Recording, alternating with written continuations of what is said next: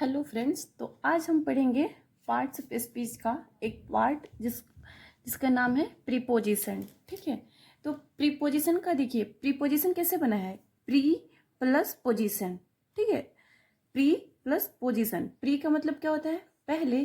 Position का अर्थ क्या होता है? पोजिशन का अर्थ होता है जगह। ठीक है, तो ये बना है प्री प्लस पोजिशन। ठीक है, प्री मतलब पहले, पोजीशन का अर्थ जगह, मतलब जगह के पहले। ठीक है, तो प्रीपोजिशन का अर्थ होता है प्लेस बिफोर। ठीक है, प्लेस बिफोर मतलब जगह के पहले। तो ये रहा हमारा प्रीपोजिशन कि प्रीपोजिशन कैसे मिलके बना है, प्रीपोजिशन का मतलब क्या होता है। अब हम देखेंगे कि प्रीपोजिशन का डिफिनेशन क्या होता है, प्रीपोजिशन के प्रकार क्या होता है। सबसे पहले हम प्रीपोजिशन का डिफिनेशन पढ़ेंगे। तो देखिए, प्रीपोजिशन का डिफिनेशन होता है preposition is a word that connect. Preposition एक ऐसा शब्द है जो कनेक्ट करता है नाउन, प्रोनाउन और phrase to other words in a sentence. Okay, जो नाउन और प्रोनाउन से कनेक्ट करता है सेंटेंस को। देखिए, वैसे तो प्रीपोजिशन इंग्लिश ग्रामर में 150 होते हैं, 150 होते हैं, बट कॉमनली 70 प्रीपोजिशन यूज होते हैं। कितने होते हैं प्रीपोजिशन? तो वैसे 150 होते हैं। ठीक है, 150 होते हैं, बट कॉमनली कितने यूज होते हैं? 70 प्रीपोजिशन कॉमनली यूज होते हैं। प्रीपोजिशन इतनी जरूरी है हम लोग को पढ़ना, क्योंकि प्रीपोजिशन के बिना सेंटेंस का सेंस निकालना बिल्कुल भी मुश्किल हो जाता है। सेंटेंस का सेंस निकल ही नहीं पाता है कि प्रीपोजिशन सेंटेंस क्या रहा है। अगर हम प्रीपोजिशन का नॉलेज हमारे पास नहीं होगा तो अर्थ का अनर्थ हो जाता है। जैसे इन, इनटू, में ही रहता है, जैसे एक कितने वर्ड का में ही रहता है उसका अर्थ, बट कहाँ कौन सा यूज होगा वो गलत हो जाता है। और हमारा बहुत सारा एग्जाम में वही प्रीपोजिशन लगाने के लिए बहुत देखे होंगे, फिलिंग द ब्लैंक में प्रीपोजिशन फिल करने के लिए दे देता है। तो वही हम देखेंगे इसमें कि कौन सा प्रीपोजिशन कहाँ पे यूज होगा, कहाँ पे सटीक बैठेगा, कहाँ पे हमारा सेंटेंसेज सही होगा। जैसे देखिए, दिस पेन इज, अगर हम कहें फॉर एग्जाम्पल, देखिए this pen is, this pen is,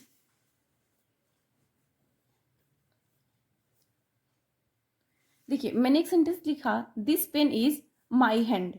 okay, तो ये जो पेन है ये हमारे हथेली के ऊपर, मतलब एक सतह के ऊपर है। तो अगर जहाँ पे सतह की बात हो, अगर या फिर टेबल पे है, टेबल भी सतह है। ये जो बुक हमारा जो कॉपी है इस पे एक पेन है, ये भी एक प्रकार का सतह है। तो सतह के लिए पर का मीनिंग क्या लगाएंगे हम?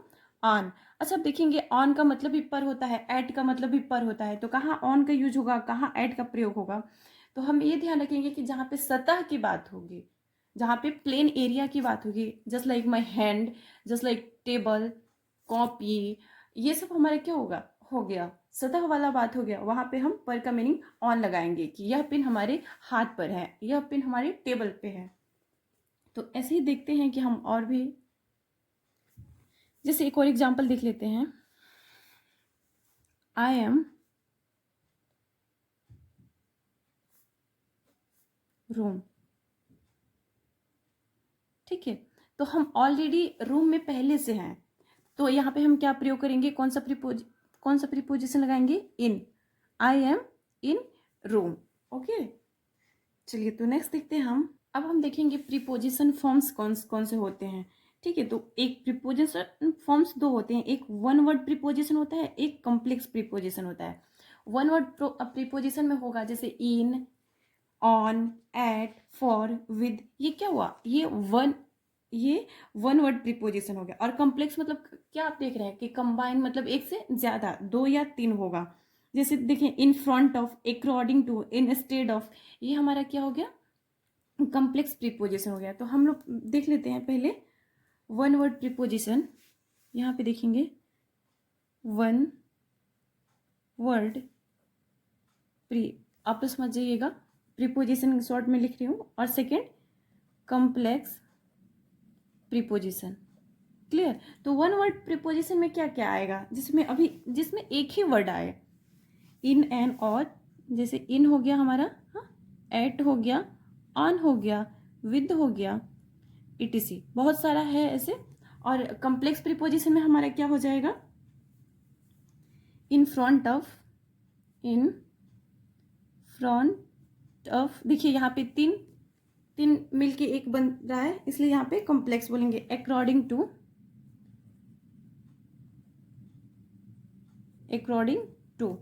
etc, ठीक है, बहुत सारा आएगा।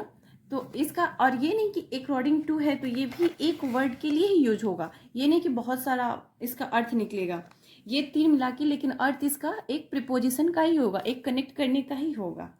ठीक है, तो अब हम देखते हैं कि एग्जाम्पल हम देख लेते हैं, यहाँ पे एग्जाम्पल देखते हैं। फॉर एग्जाम्पल द बुक, अच्छा किताब क्या है, टेबल पर है, तो अभी मैंने बताया कि सतह के लिए पर का मीनिंग क्या लगाएंगे, the book on the table, TABLE, ठीक है। अगर हम कहेंगे कि किताब टेबल के नीचे है, तो नीचे के लिए क्या लगाएंगे, अंडर लगाएंगे, क्या लगाएंगे, the book under the table. तो इतना क्लियर हो गया आप लोग को। आई एम कमिंग इन जनवरी, ठीक है। तो ऐसे बहुत सारा एग्जाम्पल है प्रीपोजिशन का। अब हम देखते हैं कि कौन सा प्रीपोजिशन कहाँ पे यूज होगा। ये तो वन वर्ड वाला हो गया, एक कॉम्प्लेक्स वाला भी एग्जाम्पल देख लेते हैं। द गार्डन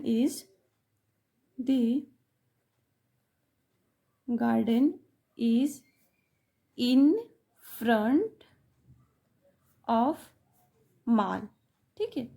मतलब क्या है, इन फ्रंट ऑफ मतलब सामने, सामने का ही इतना बड़ा मीनिंग हो गया। तो गार्डन कहाँ है, मॉल के सामने है। तो ये हमारा हो गया कॉम्प्लेक्स वाला एग्जाम्पल, ये हो गया हमारा वन वर्ड वाला एग्जाम्पल। अब हम देखते हैं, अब देखिए, mostly we use preposition place time and movement.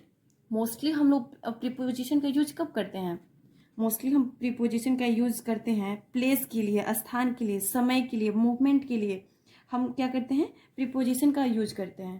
तो एक बार हम लिख देते हैं कि मोस्टली हम टाइम, अब देख, प्लेस टाइम और मूवमेंट के लिए, किसके लिए, प्लेस टाइम और एंड मूवमेंट के लिए।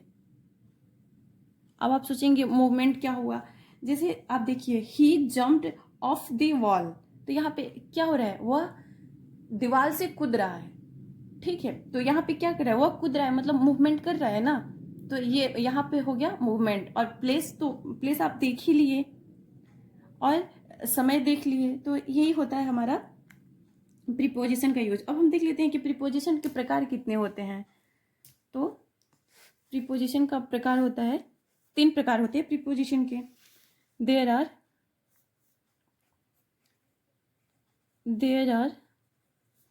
3 टाइप्स ऑफ प्रीपोजिशन,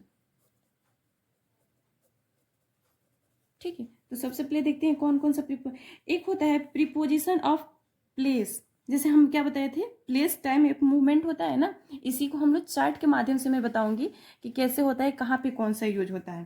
तो एक हमारा हो जाएगा प्रीपोजिशन ऑफ, प्रीपोजिशन ऐसे शॉर्ट में लिख रहे हैं, प्रीपोजिशन ऑफ प्लेस हो जाएगा। प्लेस को हम क्या कह सकते हैं, पोजीशन भी कह सकते हैं, ठीक है। ये पहला हमारा हो गया।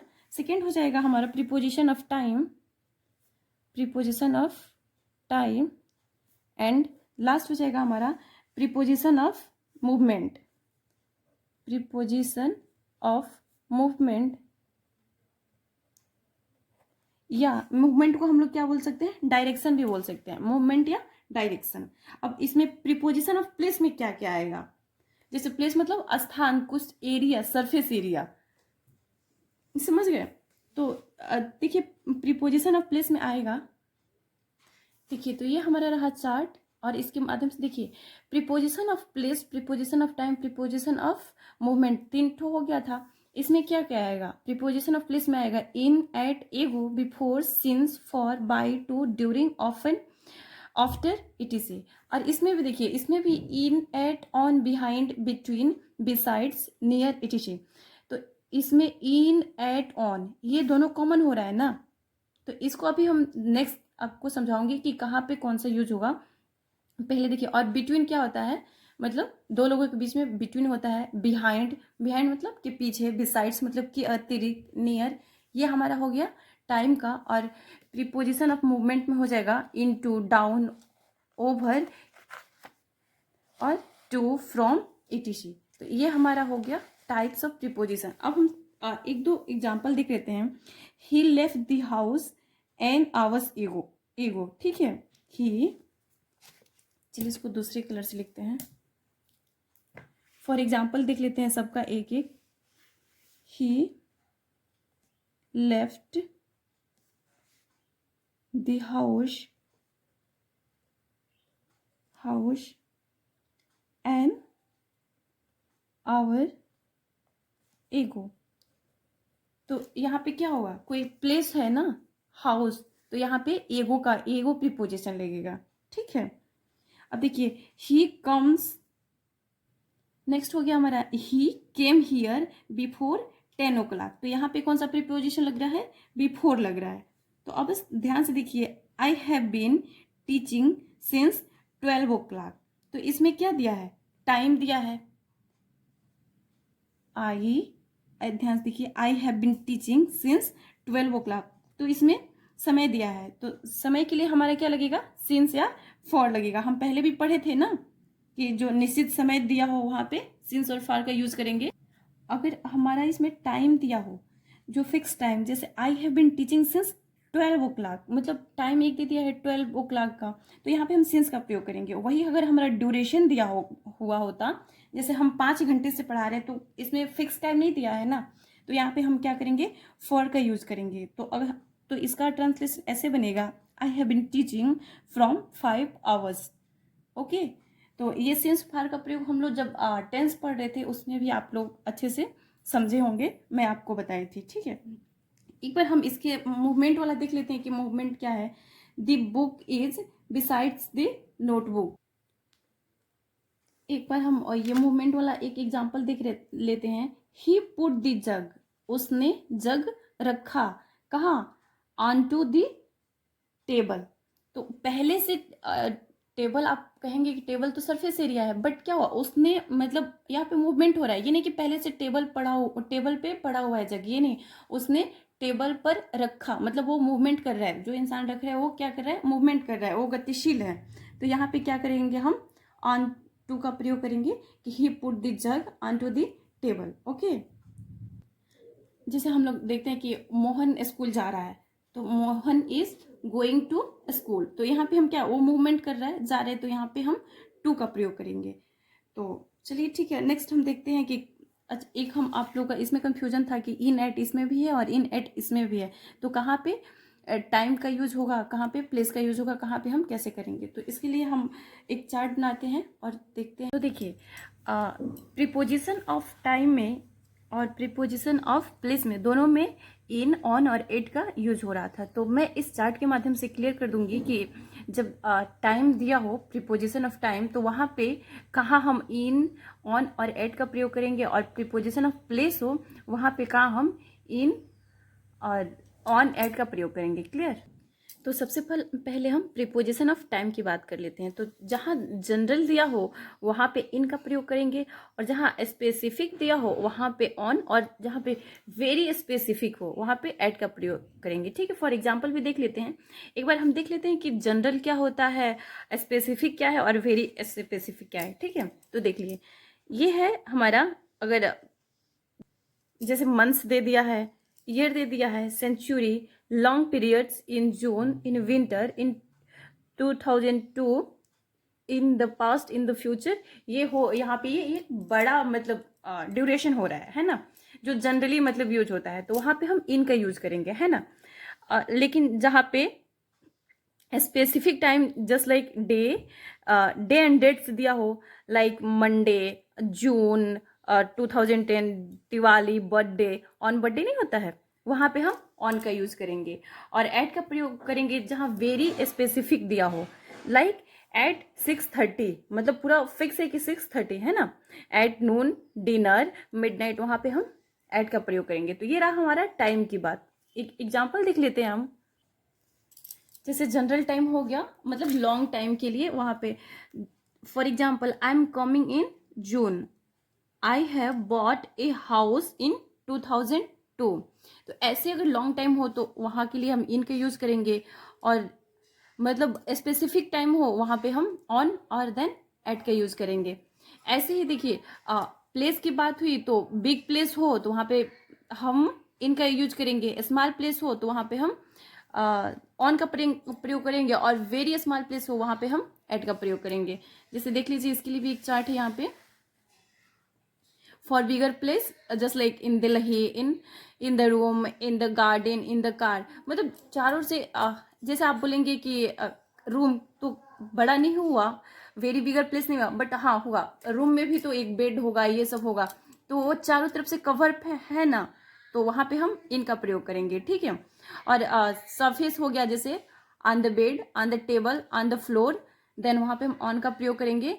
एंड फॉर ए पॉइंट, जैसे हम कहाँ जा रहे हैं, एक पॉइंट की बात हुई ना, तो वहाँ के लिए हम एट का प्रयोग करेंगे। जैसे एट द बस स्टॉप, तो यहाँ पे हमको एक पॉइंट दिया हुआ है, तो यहाँ पे हम लोग एट का प्रयोग करेंगे। At the home, at the door. तो ये रहा हमारा इन, ऑन, इन, ऑन और एट का यूज। और इसमें सर आप लोग को डिफरेंसेस क्लियर हो गया होगा। तो मैं उम्मीद करती हूँ कि आपको प्रीपोजिशन अच्छे से समझ में आया होगा। समझ में आया होगा तो इसे लाइक करिएगा, शेयर करिएगा और सब्सक्राइब करिएगा। Thank you, bye bye.